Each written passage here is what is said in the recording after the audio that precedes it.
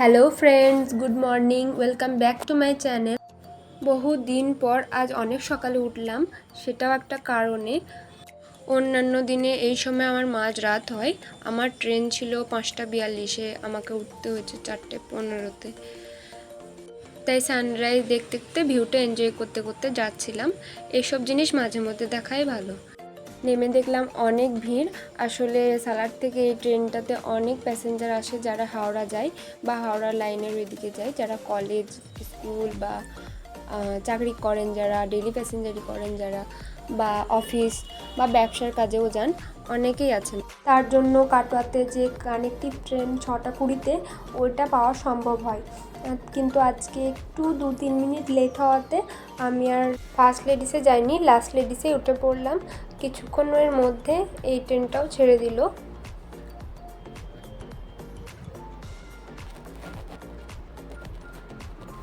এরপর মা আমাকে একটু ওটস করে দিয়েছিল, অত সকালে বাড়ি থেকে আর কিছু খেয়ে আসিনি। এটা খেয়ে দিয়ে খুব ঘুম আসছিল আমার, কিন্তু ঘুমাতে পারছিলাম না যেহেতু একা আছি। যদি এখন ব্যান্ডেল স্টেশন পার করে আমি হাওড়া চলে যাই ডাইরেক্ট, তাহলে আরেক মুশকিল হবে। তাই খুব কষ্টে গান শুনতে শুনতেই আসছিলাম। এরকম আগে আমার সাথে হয়েছে, তাই ভুক্তভোগী আমি। নেমে পড়লাম ব্যান্ডেলে। আমি 8:30 নাগাদ পৌঁছে গেছি।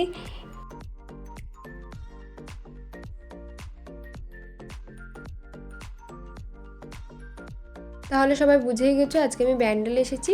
এরপর ঘরে গিয়ে একটু রেস্ট করব, ফ্রেশ হব আর খাওয়া দাওয়া করে তারপর বেরোবো। আর কিছুক্ষণের মধ্যে বেরোবো।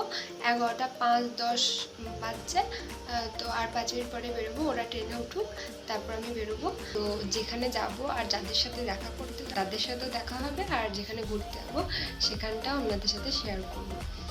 মা আমাকে ভাত আর মুরগির মাংস বাড়ি থেকে প্যাক করে দিয়েছিল। মাংসটা আমার আন্টি বানিয়ে দিয়েছিল, খুব টেস্টি হয়েছিল। থ্যাংক ইউ খেলনা। আমি তো বেরিয়ে পড়েছি, কিন্তু আমার সাঙ্গপাঙ্গরা এখনও আসেনি বলে আমি একবার এলাম ম্যাক্সে। অনেকদিন পর গেলাম ব্যান্ডেল, তাই একবার ম্যাক্সে ঢুকে দেখতে গেলাম নতুন কিছু কালেকশন এসেছে কিনা। কিন্তু আমার তেমন খুব একটা কিছু পছন্দ হয়নি বলে সেখান থেকে বেরিয়ে পাশেই ছিল ট্রেন্ডস, সেখানেও গেলাম একবার দেখতে কিছু। আমি কিন্তু সবই দেখতে যাচ্ছিলাম, একটাও কিছু কিনতে নয়। তাই আমি কিছু কিনিও নি, আর আমার তেমন কিছু পছন্দও হয়নি। তাই 1 ঘন্টা মতন ম্যাক্স আর ট্রেন্ডে কাটিয়ে আমার পুরো এনার্জি লস হয়ে গেছিলো।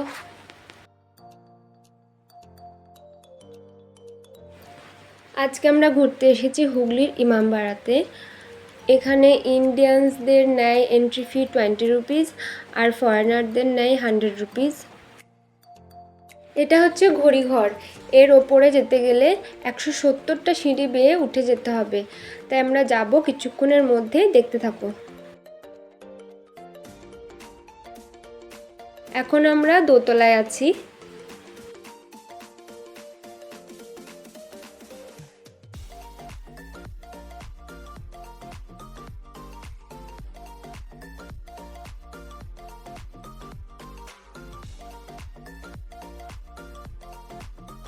এখন আমরা শুরু করব ঘড়িঘর পৌঁছানোর যাত্রা।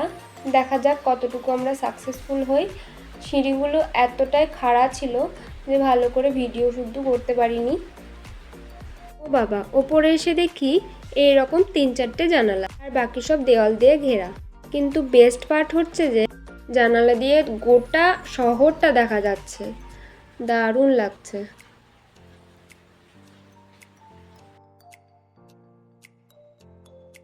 এরপর আবার নিচে নামো সিঁড়ি বেয়ে।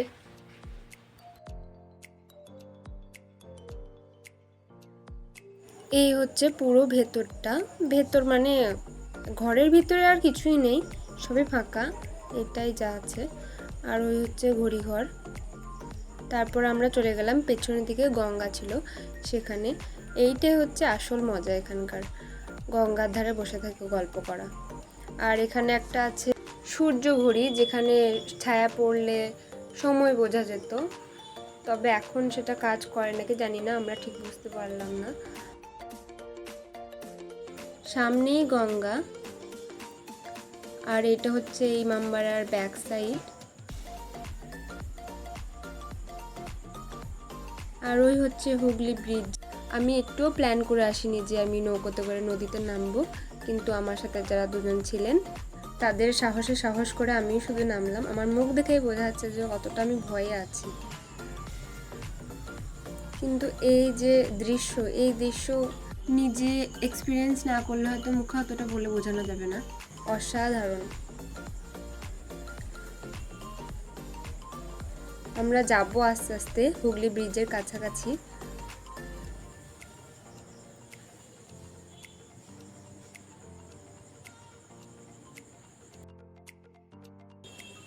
আর ওই দূর থেকে দেখা যাচ্ছে ইমামবাড়ার চূড়াটা। অপূর্ব দৃশ্য একটা। মাঝ গঙ্গায় আমরা আছি আর চারিপাশে জল। এই যে সে ব্রিজটা, যে ব্রিজটার উপর দিয়ে আমরা ট্রেনে করে যাই।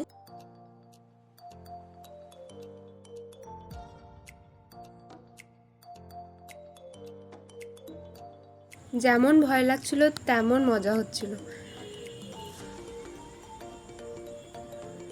আর এই হচ্ছে কাকু, যিনি আমাদের সেফ ল্যান্ডিং করিয়েছেন আবার যেখান থেকে আমরা উঠেছিলাম। ওনার জোর জবস্তিতেই আমরা এত সুন্দর দৃশ্য উপভোগ করতে পেরেছি। আর ওই যাচ্ছিল ট্রেন ব্রিজের ভেতর দিয়ে।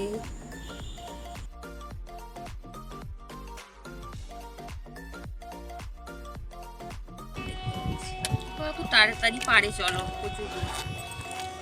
দীপশিতা হাই, সবাই হাই। ঠিক আছে না, রোদের ব্যবস্থা।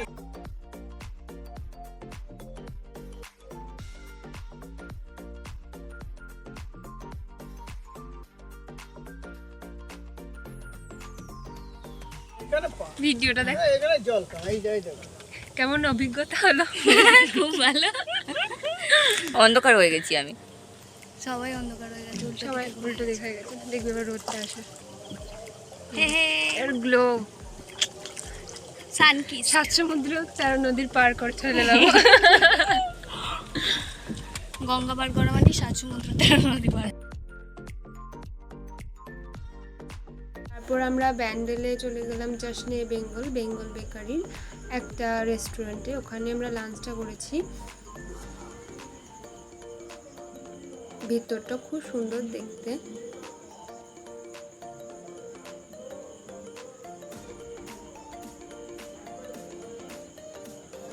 এটা হচ্ছে তার মেনু কার্ড। খাবারের কোয়ালিটি কোয়ান্টিটি যেমন ভালো, তেমনই ভেতরের অ্যাম্বিয়েন্সটাও খুব সুন্দর। ওদের প্রত্যেকটা স্টাফ খুব কোঅপারেটিভ।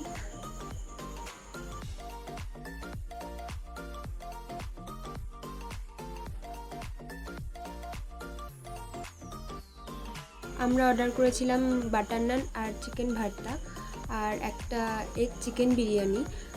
যা কোয়ান্টিটি ছিল তাতে আমাদের 3 জনের যথেষ্ট ভালোভাবে হয়ে গেছিলো।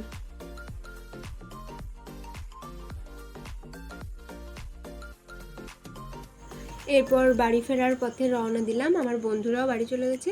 এটা হচ্ছে কাটোয়ার কাছে অজয় নদী, অনেকেই চিনবে যারা কাটোয়ার ওপর দিয়ে যাওয়া আসা করে। ট্রেন ছুটছে দুরন্ত গতিতে। আজকে সারাদিন অনেক মজা করলাম, সারাদিনটা খুব ভালো কাটলো। আজকের ব্লগটা এখানেই শেষ করলাম। ব্লগটাতে কিছু ভালো লাগলে like, share, comment and subscribe করে দেবেন। Goodbye.